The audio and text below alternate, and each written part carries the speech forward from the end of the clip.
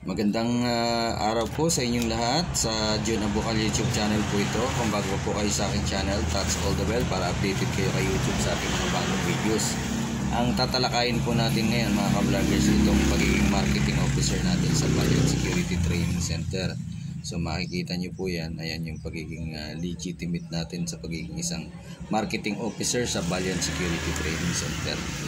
So i-explain ko po sa inyo mga ka-vloggers.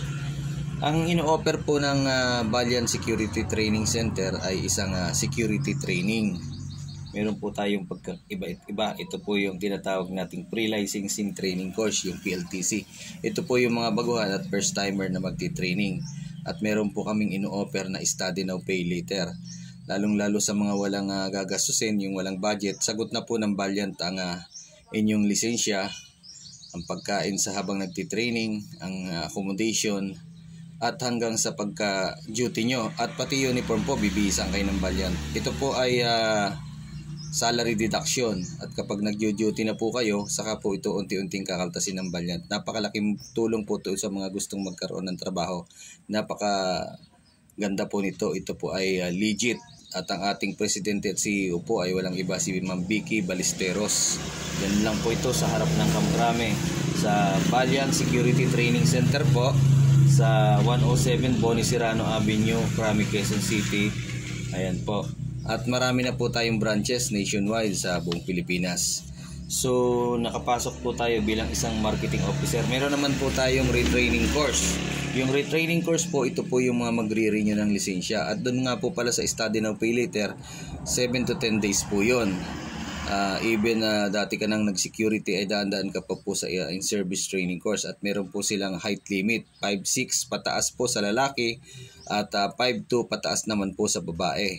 At 21 to 38 years old po, parehas 21 to 38 years old. At dapat po yung desidido talaga. Kahit saan po kayong sulok ng bansa sa buong Pilipinas, pwede nyo po akong kontakin at pwede ko po kayong i-refer doon. At kailangan nyo lamang pong kumpletuhin yung mga requirements. So pwede po tayong magkumpleto ng mga requirements. Sandali po at babasahin ko yung mga requirements na kailangan. Ito po yung atin pong mga bagong, yung mga study now pay later po, yung pre-licensing training course at saka mga RTC, pwede pong dumaan din doon sa study now pay later. Ang requirements po na kailangan nilang i-produce ay ang tinatawag nating ito po yung ating birth certificate, original po ito, kailangan PSA o NSO, diploma po or transcript of record o as graduate or NC2, yung K-12 po, pwede po siya. So yung national police clearance po natin, original din po. At passport size, 6 na piraso po na naka-security ng uniform, yung meron pong name tag na hindi po nakasombrero. At doon naman po sa karagdagan, kailangan din po ng RTC. RTC po at sa neuro po o drug test, pero sa kanila na po yan. Sa kanila na po yun, i-handle na po ng Valiant yan. Ngayon po, itong PhilHealth, Pag-ibig, SS, TIN number, kailangan po kompleto yan. So, yun po siya mga ka-vloggers. At kung kayo naman po ay kukuha ng bago at magti-training, 4,650 po ito. Kung babayaran nyo po ito ng cash basis. Ngayon kung renewal naman po, 4,650 sa security officer po yon. At doon naman po sa renewal ng security guard po ay 3,650 sa security guard po yon. Bali pare-pareho po yung tatlo. Yung pong baguhang security, 4,650 yung PLTC po natin.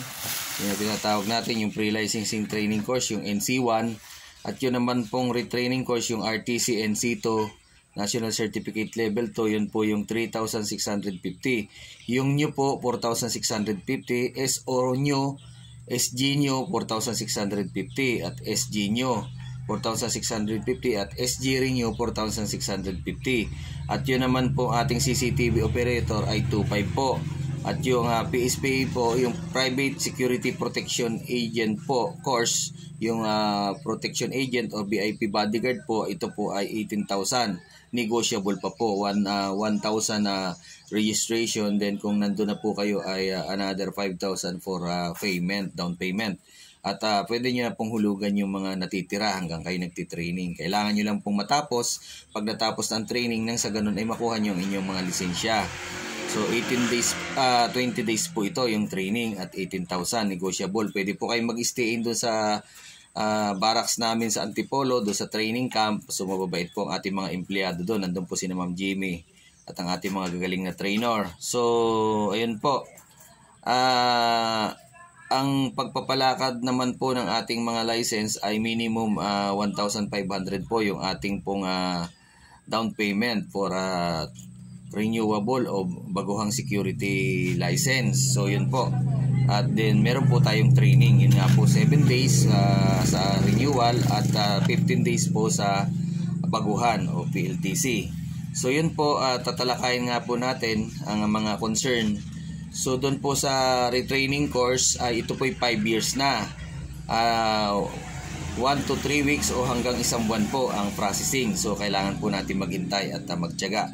So yun po namang ating protection agent ay nagre-renew din po tayo ng lisensya, mga ka-vloggers. Sa CCTV operator naman po, ang ating benepisyo dito, lifetime identification license card po ito at certificate. 1 day po to, pwede po tayong online every Saturday and Sunday 8 to 4 hanggang 5 o pwede naman po tayong pumunta doon sa ating training center dyan sa harap po ng Karame. So pwede po tayong mag face to face dyan.